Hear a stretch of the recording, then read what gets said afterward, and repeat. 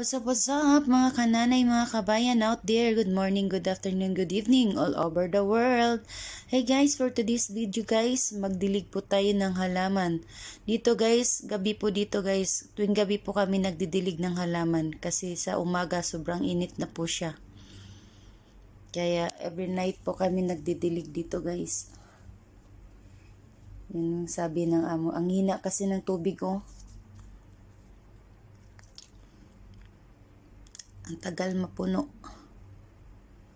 Minsan dito guys, pag naglalaba ako guys, ang tagal kung matapos guys.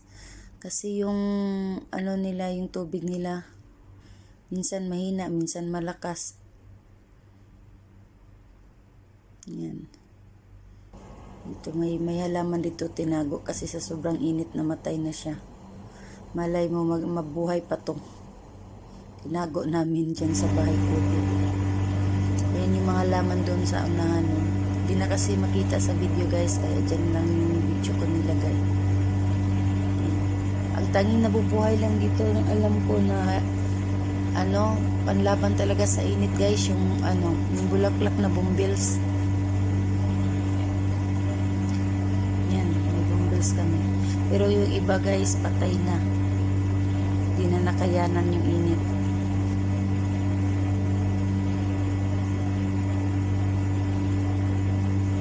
Silip-silip kasi parang tumawag si madam. Hindi na ako nakita guys. Doon pa yan sa dulo, meron pa yan doon sa dulo guys.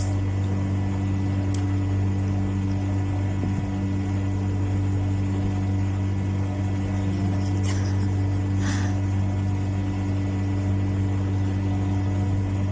Okay guys, thank you for watching.